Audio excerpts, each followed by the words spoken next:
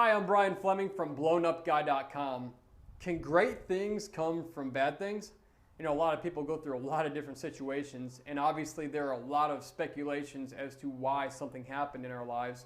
I'm particularly well acquainted with tragedy, having experienced what I consider, or I call actually, 3 great life tragedies at this point.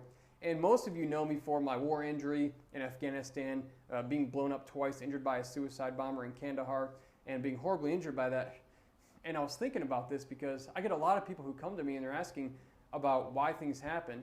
And one thing that comes to mind is actually a story out of the Bible, out of the book of John in chapter 9. Jesus is traveling and he runs across this guy who was born blind. All right. And his disciples, they ask him, they say, Jesus, why was this guy born blind? Was it because of his sin or was it the sin of his parents? They're trying to point the finger for who's to blame for this man being born with this condition of being blind. And Jesus had the most off-the-wall answer. It was nothing that any of them expected.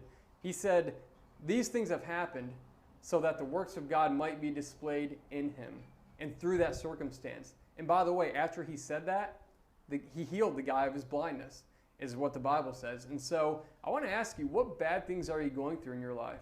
Because I know I've seen more good things that are beyond what I could have ever imagined come about in my life through my own tragic and personally painful life experiences. So whatever it is you're going through, you might not be able to begin to imagine what possible good could come from them in those situations. But I'm here to tell you through personal experience, things that you can't begin to imagine are about to happen in your life if you'll give that situation to God and you'll use that situation and be willing to see the good in it.